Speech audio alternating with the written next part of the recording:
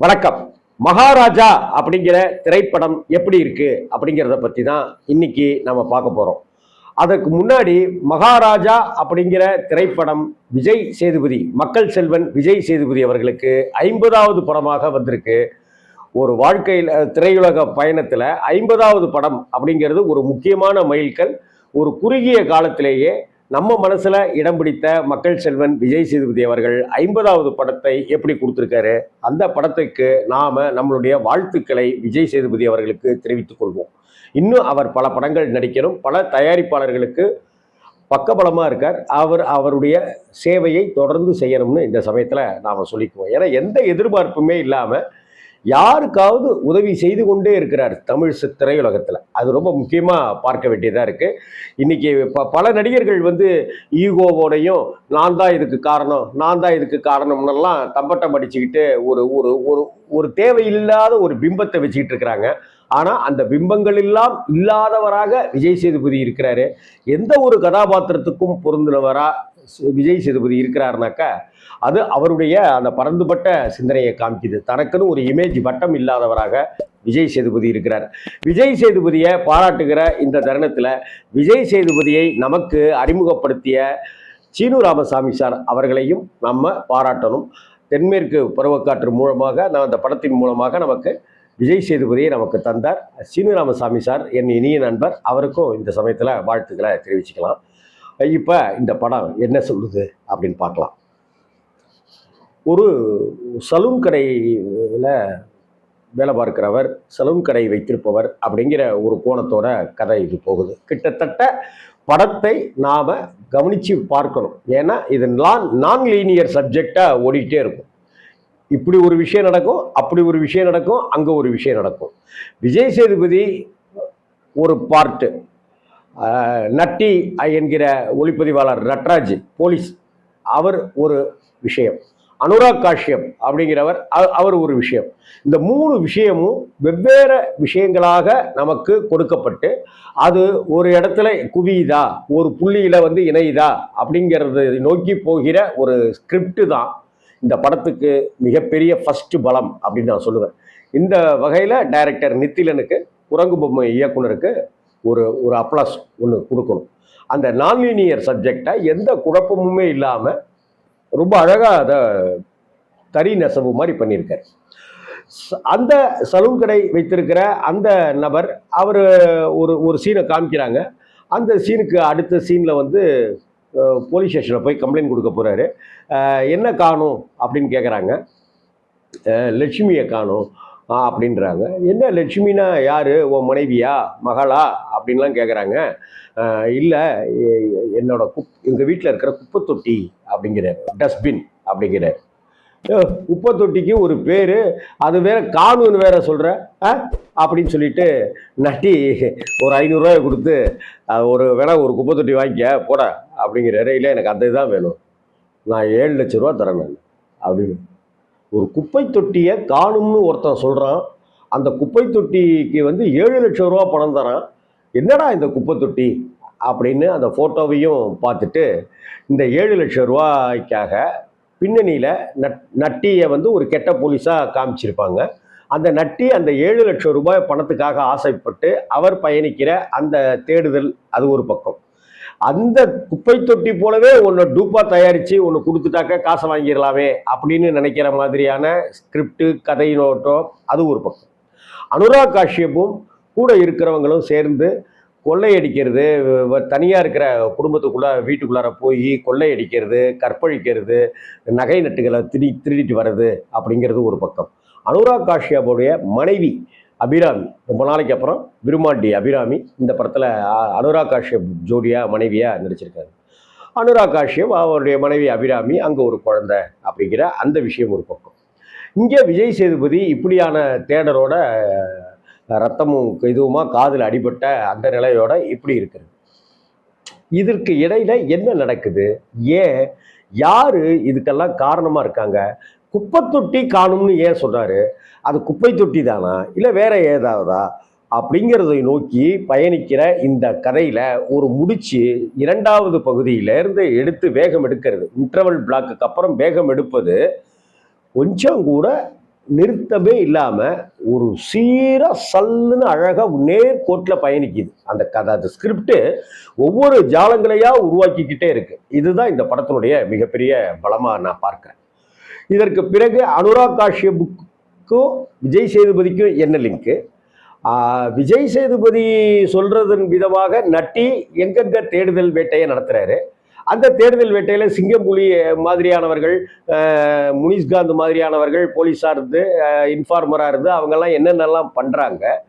அப்படிப்பட்ட ஒரு சூழ்நிலையில இங்க விஜய் சேதுபதியோட மகளாக இருக்கிற அந்த அவங்க வந்து ஒரு ஒரு விளையாட்டு துறையில வந்து ரொம்ப முன்னணியா முன்னுக்கு வரணும்னு ஆசைப்படுற ஒரு ஆர்வம் கொண்ட மகளா விஜய் சேதுபதியோட மகள் இருக்காங்க.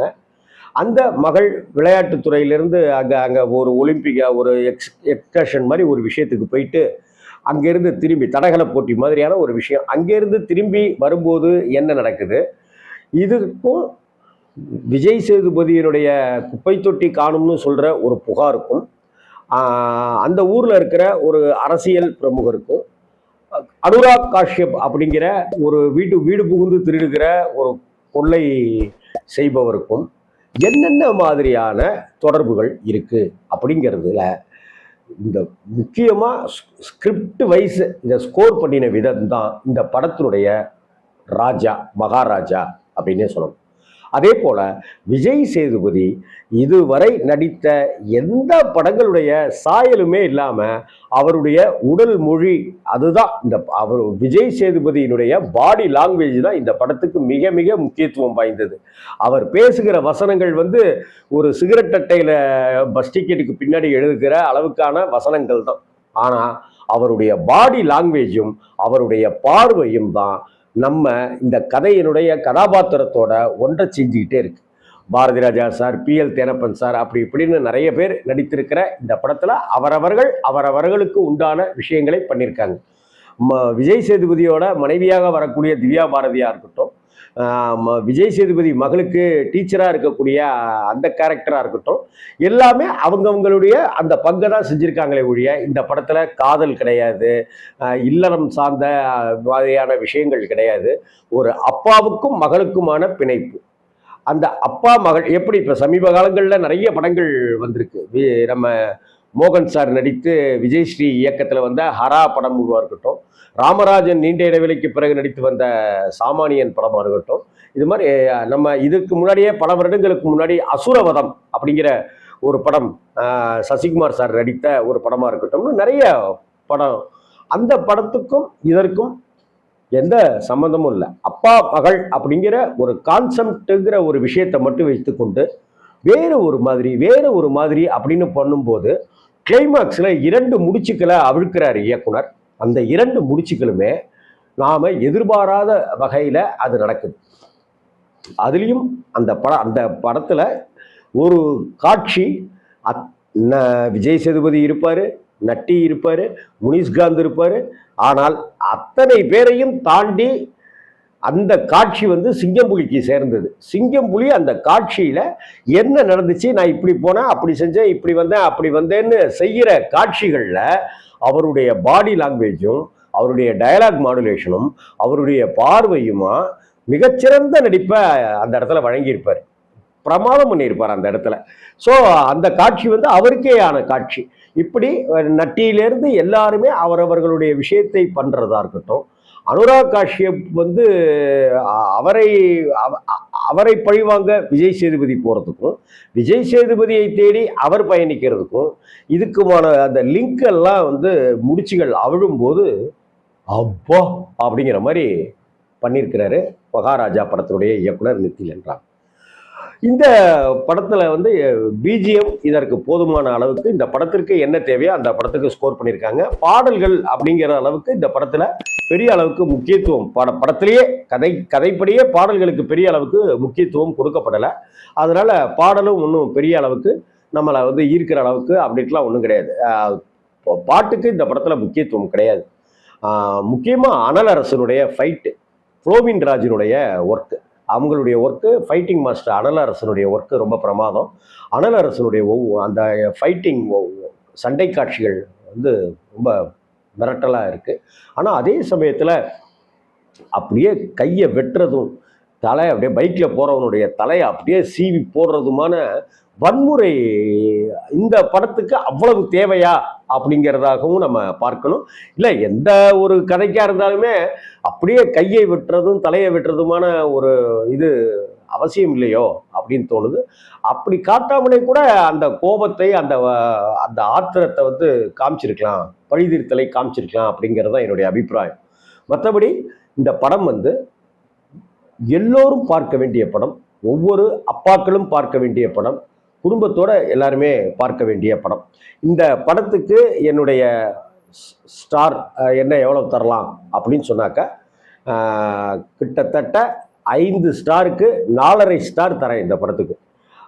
ஏன்னா எந்த இடத்துலையுமே தொய்வு இல்லாமல், எடுத்துக்கிட்ட கதையை தாண்டி வேற எங்கேயுமே போகாம ஒரு சீரான படம். ரொம்ப நாளைக்கு அப்புறம் இந்த வருஷத்திலேயே கருடன் நம்மளை எப்படி ஈர்த்தானோ அதே போல மகாராஜாவும் நம்மை ஈர்த்திருக்கிறான் அப்படிங்கிறதான் நான் சொல்றேன். அவ்வளவு பிரமாதமான ஸ்கிரிப்ட் அட்டகாசமா இருக்கு. அப்படி அமைஞ்ச ஸ்கிரிப்டில் விஜய் சேதுபதி ரொம்ப அழகாக அதுக்கு கச்சிதமாக பொருந்திக்கிறாரு. அவருடைய காஸ்டியூமாக இருக்கட்டும், இதுவாக இருக்கட்டும், இறுக்கமான முகமாக இருக்கட்டும், தொய்வான நடையாக இருக்கட்டும்னு ஒவ்வொன்றுமே அவ்வளவு பிரபாவம் வாழ்ந்திருக்கார். இந்த படத்தினுடைய இயக்குனருக்கும் சரி, விஜய் சேதுபதி அவர்களுக்கும் சரி, நிறைய பாராட்டுகள் குவிய போகின்றன. விருதுகள் கிடைப்பதற்கும் இந்த படத்திற்கு வாய்ப்புகள் இருப்பதா எனக்கு ஏதோ தோணுது. நல்ல ஒரு விஷயத்தை போலேர்னு ரொம்ப பிரமாதமான முறையில் சொல்லியிருக்கிற வகையில் மகாராஜா கம்பீரம் காட்டுகிறான், ராஜபரிபாலனும் செய்கிறான் அப்படின்னு தான் நான் சொல்லுவேன். இந்த புளோமின் ராஜனுடைய அந்த ஒர்க்குமே ரொம்ப பாராட்டத்தக்கது. நித்திலன் இந்த குரங்கு பொம்மைக்கு அடுத்த ஒரு பாய்ச்சலாக இந்த படம் கண்டிப்பாக அமைஞ்சிருக்குங்கிறதுல எந்த மாற்றமுமே இல்லை. விஜய் சேதுபதி சார், உங்களுடைய 50வது படம், நல்ல படத்தை கொடுத்துருக்கீங்க. அதற்கு உங்களுக்கு மீண்டும் ஒரு வாழ்த்துக்களை தெரிவிச்சுக்கிறேன். மகாராஜா டீமுக்கு ஒரு ராயல் சல்யூட். வணக்கம்.